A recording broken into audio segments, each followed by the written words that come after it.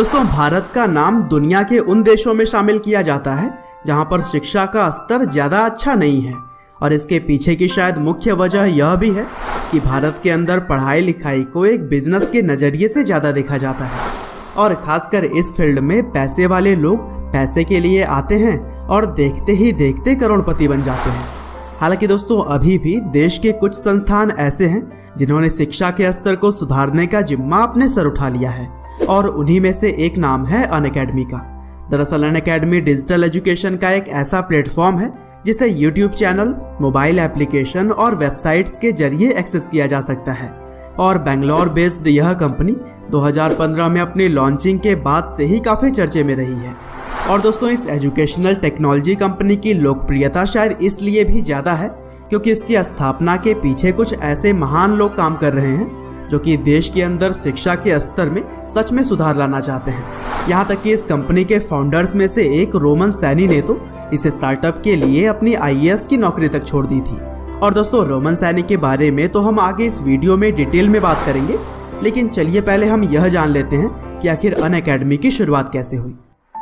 तो दोस्तों, इस कहानी की शुरुआत होती है 2010 से, जब मुंबई में पढ़ाई कर रहे गौरव मुंजाल ने यूट्यूब पर कंप्यूटर ग्राफिक्स से जुड़ा हुआ एक ट्यूटोरियल अपलोड किया, और जिस यूट्यूब चैनल पर यह वीडियो अपलोड किया गया था उसका नाम दिया गया अनअकैडमी। दरअसल यह चैनल गौरव ने इसलिए बनाया था ताकि वह अपनी नॉलेज को अपने दोस्तों के साथ ऑनलाइन शेयर कर सके, और फिर काफ़ी पॉजिटिव रिस्पांस मिलने के बाद से गौरव ने चैनल पर और भी कई सारे कंप्यूटर प्रोग्रामिंग से जुड़े हुए वीडियोस डाले। हालांकि इसी बीच उन्होंने 2013 में एक रियल एस्टेट कंपनी भी बनाई, लेकिन साल भर बाद 2014 में उन्होंने इस कंपनी को commonfloor.com को बेच दिया। और यहाँ से जब गौरव ने देखा कि आगे चलकर सब कुछ ऑनलाइन होने वाला है, तब उन्होंने एक एजुकेशनल टेक्नोलॉजी कंपनी की शुरुआत करने की सोची, और फिर उन्होंने अपने दोस्त रोमन सैनी से भी इस आइडिया को शेयर किया। और दोस्तों, अगर अब बात करें हम रोमन सैनी की, तो वह अनअकैडमी के काफ़ी लोकप्रिय चेहरे हैं, और इनका जन्म राजस्थान के जयपुर में हुआ था,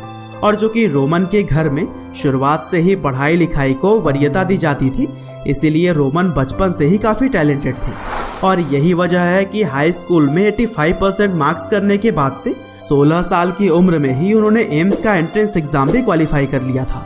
और फिर इसी दौरान 2011 में रोमन सैनी ने कई सारे मेडिकल कैंप्स को भी विजिट किया, और वहाँ उन्होंने देखा कि भारत में शिक्षा आज भी गरीब लोगों के लिए काफ़ी महंगी और कठिन है, और शायद यही समय था जब उन्होंने भारत के अंदर एजुकेशन सिस्टम को सुधारने का ठान लिया था।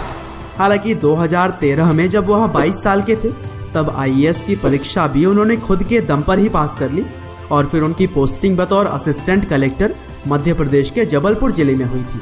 और दोस्तों, जहां भारत में सिविल सर्विसेज की नौकरी को सबसे ज़्यादा वरीयता दी जाती है, वहीं रोमन सैनी ने देश के भविष्य को पहले सोचा, और अपनी IAS की नौकरी तक छोड़कर वह गौरव मुंजाल के साथ अनअकैडमी एजुकेशनल टेक्नोलॉजी कंपनी को बनाने में लग गए। और इसके अलावा गौरव के एक और मित्र हिमेश सिंह भी इस कंपनी के साथ जुड़े हुए थे।